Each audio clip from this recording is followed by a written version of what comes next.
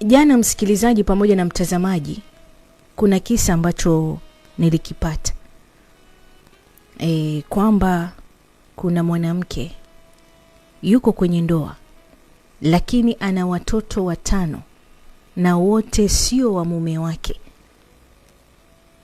Sasa yuko katika hali ya sintofahamu kwa sababu siri iko karibu kufichuka.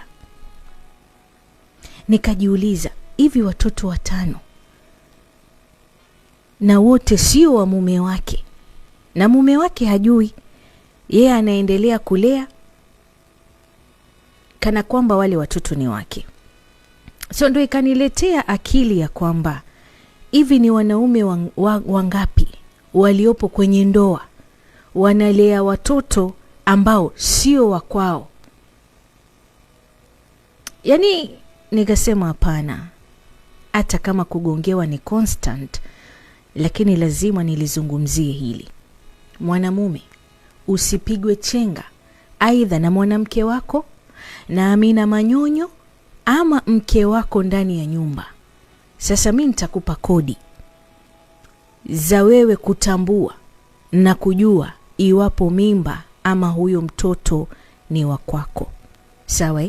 Kwa sababu yani mnapigwa changa la macho sana. Sawa?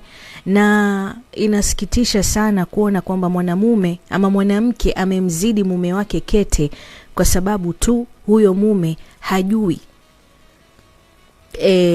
kutathmini kama mtoto ni wake ama sio ya wake.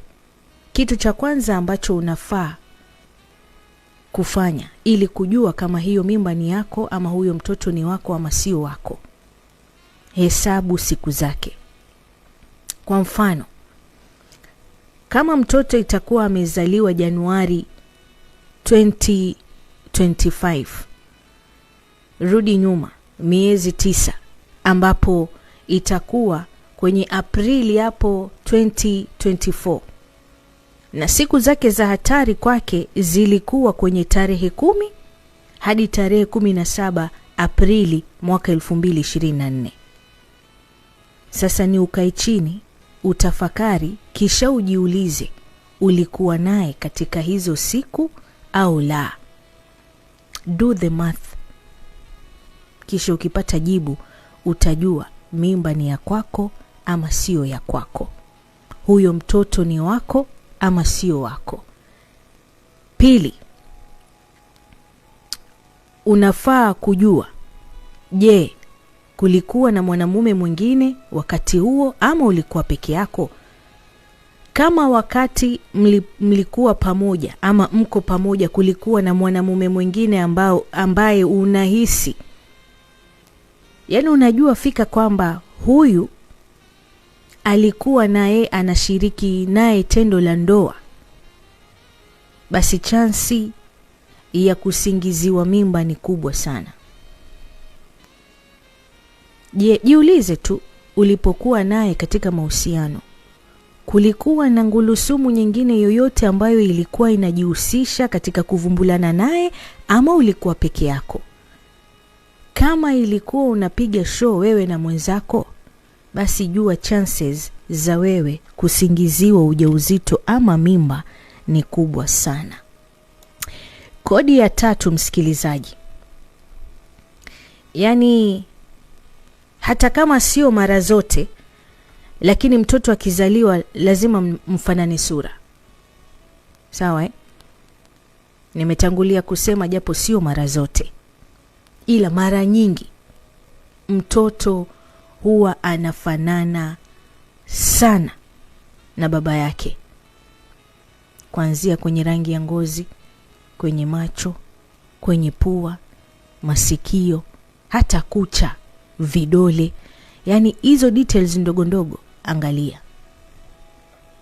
Kama we mwenyewe unajua una pua kubwa ya kutoka hapa mpaka hapa, alafu mtoto kazaliwa yani pua imechongeka hiyo kiasi cha kwamba hata kinywa maji anaanza kuchocha pua kwanza ndo maji afike kwenye mdomo, lazima uwe na tashwishi. Mwenyewe unajua baba mpaka unakosa viatu kwa sababu ya vidole vyako viko kama tangawizi mbichi. Alafu ukiangalia mtoto kazaliwa miguu imenyooka, jua hapo kuna tashwishi. Unajijua kabisa mimi mguu wangu hauna mvungu. Muangalie mwanayo. Kwa hivyo mtoto akizaliwa, japo sio mara zote, basi lakini mnafaa kufanana sura. Kitu chengine mnafaa kujua magrupu ya damu yaendane. Kwa mfano wewe baba utakuwa upo kwenye group O, mama yupo kwenye group O, mtoto akawa na grupu A, basi huyo mtoto sio wa kwako. Baba una group A, mama ana group A, alafu mtoto akawa na group B, huyo mtoto sio wa kwako. Jambo jingine unafaa kujiuliza, wewe ulikuwepo?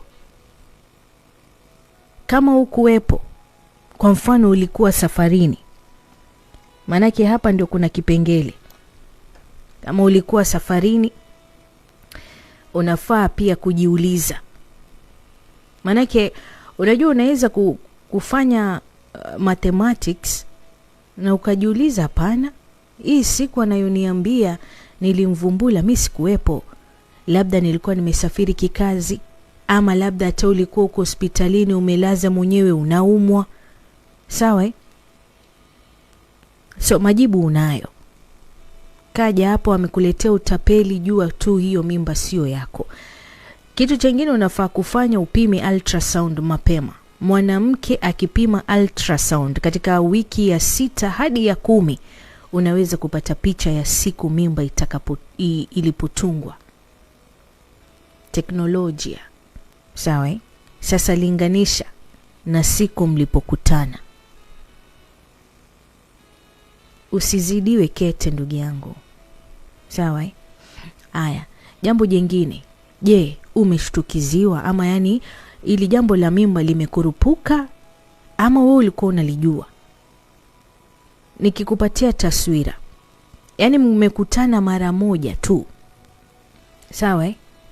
Mmekutana mara moja, alafu hamujaonana tena na huyo mwanamke miezi kadhaa ikapita.